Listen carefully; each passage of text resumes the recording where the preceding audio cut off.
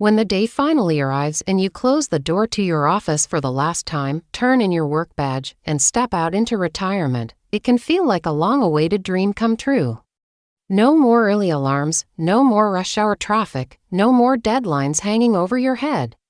For the first few weeks, it might feel like a vacation that never ends. But then, something unexpected begins to creep in. The days start to stretch longer, the silence in the house becomes more noticeable, and you begin to realize that without the structure of work and the daily social interactions it brought, life can feel strangely empty. This is the reality many people face after retirement. For years, your identity was tied to your profession, your sense of purpose came from your responsibilities, and your friendships often formed in the context of your job. Now, that whole ecosystem is gone almost overnight. It's not unusual to wake up and think, what do I do today? Or even, does anyone need me anymore? That feeling, left unchecked, can slowly turn into loneliness, a quiet but heavy weight that affects not just your mood, but also your physical health.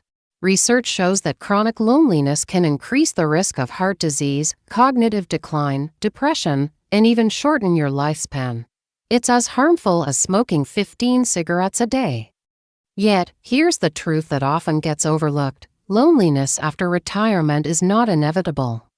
It's not a sign that your best years are behind you.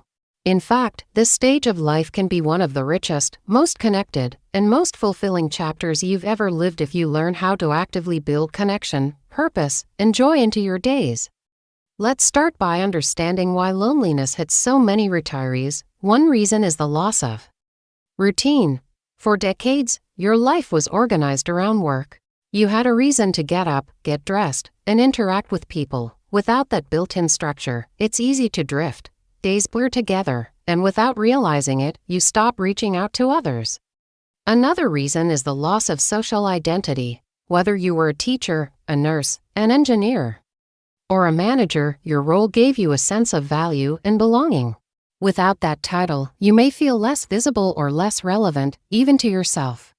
Add to that the fact that as we get older, friends move away, health issues can limit mobility, and family members have their own busy lives, and it's easy to see why isolation can set in. But here's where your story can take a different turn. I want to introduce you to Margaret, a 68-year-old woman from Ohio who retired after 40 years as a librarian. For the first few months, she loved the freedom. She spent time in her garden, read books she'd been putting off, and enjoyed slow mornings. But after the novelty wore off, she began to feel restless. The phone rang less. Her grown children visited when they could, but they lived in other states. She started to feel like the world was moving on without her. One day, while browsing online, she saw a local community center was looking for volunteers to read to children after school. She hesitated. After all, she thought, I've done my years of work. Shouldn't I be resting? But something inside told her to try. That small decision became a turning point. Within weeks, she had a new circle of friends, a renewed sense of purpose, and something to look forward to every week. She told me later, it wasn't just about helping the kids, it was about reminding myself I still had something to give. Margaret's story is a reminder that connection doesn't always find us, we often have to create it. The good news is, there are many ways to do that. No matter your personality, budget, or physical ability. In this video, we'll explore practical steps to overcome loneliness after retirement. We'll talk about building a meaningful routine, rekindling old passions, expanding your social circle, and even embracing technology to stay connected. And most importantly, we'll discuss how to shift your mindset so that retirement isn't the end of your social life, but the beginning of a new, vibrant chapter. You are not meant to live this stage of your life in isolation. The human brain is wired for connection. It's as essential to our health as food and water. If you've been feeling lonely, know that it's not because you're failing or that you're too old to make friends. It's simply a sign that your need for connection is still alive and well. And that is a beautiful thing. In the next section, we'll dive into the first key strategy for overcoming loneliness, creating a daily structure that nurtures both your body and your mind and keeps you engaged with the world around you. When you no longer have the schedule of a full-time job, the days can feel open and endless, and while that might sound like freedom, it can actually create a sense of drifting. That's why the first step to beating loneliness is to give your days a shape. Structure doesn't have to mean filling every hour with activity, but it does mean having anchors in your day, small, intentional rituals that give you something to look forward to. Think of it as designing a rhythm for your life. For example, start each morning with a walk around your neighborhood or a stretch routine in your living room. Not only does this get your body moving and your mind awake, but it also puts you in contact with your surroundings. You might wave to a neighbor, chat with someone walking their dog, or simply feel the sunlight on your face. These small moments add up and remind you that you are part of a larger world. Midday could be your time for a hobby or project. This is where you can reconnect with passions that may have been set aside during your working years. Painting, woodworking, gardening, writing, cooking new recipes, anything that engages your creativity and focus can bring a sense of accomplishment. And if your chosen hobby can be shared with others, even better, joining a book club, an art class, or a cooking group turns a solitary activity into a social one. Evenings can be about connection. Maybe you have dinner with family once a week, meet a friend for coffee, or join a community group. If you can't meet in person, schedule a video call. The key is to intentionally place people into your schedule. Left to chance, those interactions might not happen, but when you plan them, they become part of the fabric of your life. Another powerful tool for structure is volunteering.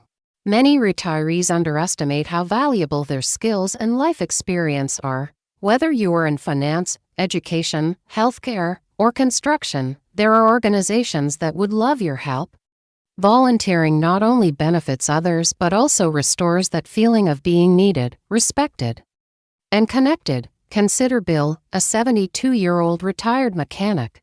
After a few months of retirement, he felt restless and missed the problem-solving challenges of his old job. He started volunteering at a nonprofit that repairs bicycles for kids from low-income families.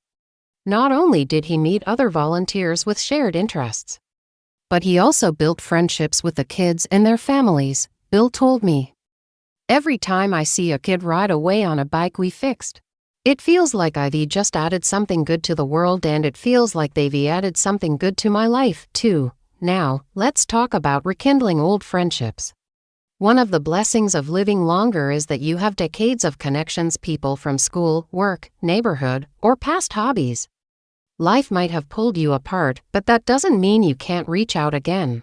Sometimes a simple message saying, "I was thinking about you and would love to catch up," can reopen a door that has been closed for years. Social media, for all its flaws, can be a powerful tool for this. Used wisely, it allows you to stay in touch with faraway friends, join interest-based groups, and find local events. The important thing is to use it as a bridge to real connection, not as a substitute. Seeing pictures on a screen is nice, but hearing someone's voice or sharing an experience together is what truly nourishes us. You may also want to consider intergenerational connections. Loneliness often comes from being surrounded only by people in your own stage of life. Spending time with younger generations, whether through mentoring, babysitting grandchildren, or joining mixed-age activities, can bring fresh energy and perspective. You have wisdom and life experience that younger people can benefit from, and in return, they can bring new ideas, humor, and a sense of vitality to your world. It's also important to address the internal side of loneliness. Sometimes we avoid reaching out because we fear rejection or feel embarrassed about admitting we're lonely. But remember, loneliness is a human experience, not a personal flaw. By being open and taking small social risks like starting a conversation at the grocery store, attending a new club, or inviting someone for coffee, you're giving yourself the chance to connect. You might be surprised by how many others are craving the same thing. In the next section, we'll explore how technology, travel, and community engagement can open up even more ways to build a fulfilling social life after retirement, and how you can cultivate the kind of mindset that makes loneliness a rare visitor, not a constant companion. One of the great advantages of retiring in today's world is the sheer number of tools available to help you stay connected, even if you can't leave home as often as you'd like. Technology, when used intentionally, can be a bridge rather than a barrier. Video calls with family members, online classes where you can learn alongside others, and even virtual volunteer opportunities can keep your mind engaged and your heart connected. Imagine attending a language class with students from around the world. Or joining a virtual choir where voices blend across time zones. These aren't replacements for in-person connection, but they can complement it beautifully. Learning new technology can feel intimidating at first, but it's worth the effort. And here's a secret: tasking someone younger to help you learn is a connection opportunity in itself. They'll appreciate your openness, and you'll gain both skills and companionship in the process. Another way to counter loneliness is to make travel part of your life.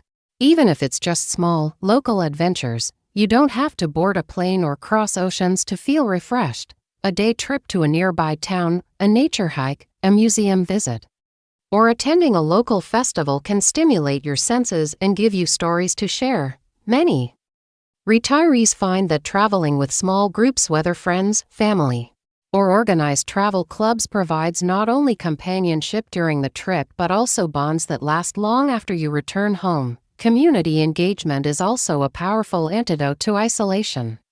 Local libraries, senior centers, faith-based organizations, and parks departments often host free or low-cost events. The trick is to make showing up a habit, not a rare occasion. Even if you're feeling shy or uncertain at first, simply being present in spaces where people gather opens the door to connection. You might not make a new friend every time, but you'll be part of a shared experience, and over time, familiarity grows into friendship. Of course, overcoming loneliness isn't just about adding more people to your life, it's also about nurturing the relationship you have with yourself. Retirement is a perfect time to deepen self-care practices, things like mindfulness, journaling, or gentle exercise like Tai Chi or yoga. These activities not only improve your physical health, but also strengthen your emotional resilience. When you feel good about yourself, you naturally project warmth and openness, which attracts others to you. There's also the matter of mindset. If you approach retirement as a season of decline, you'll be less motivated to seek connection. But if you see it as a season of possibility, your energy changes. Instead of asking, "What do I have left?" you start asking, "What do I want to create?" That simple shift can turn loneliness into curiosity, and curiosity into action. Let me share the story of James, a 66-year-old retired firefighter. For the first year after he left the department, he felt adrift. The camaraderie, the adrenaline, the shared mission, it was all gone. One day, he was invited to speak at a local high school about fire safety.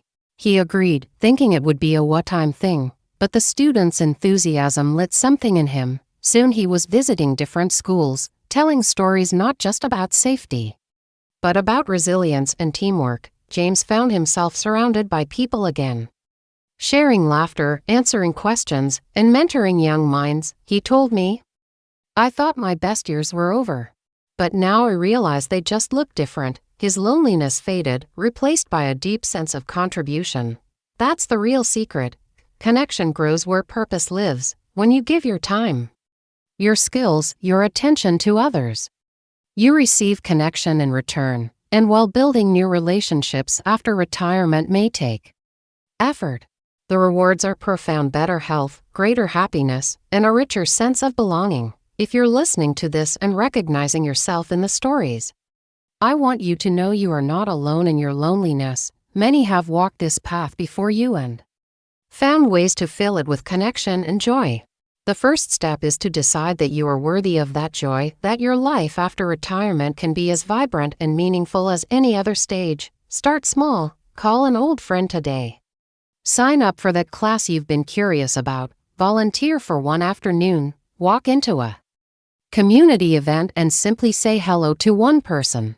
These small steps, repeated over time, will weave a new social fabric around your days. Retirement isn't the end of your story, it's a new chapter. And in this chapter, You have the freedom to shape your days around what matters most: connection, purpose, and joy. Loneliness may knock on your door from time to time, but it doesn't have to be a permanent resident. You can choose to fill your life with people, places, and passions that remind you every day that you still belong, you still matter, and you are still deeply connected to the world around you.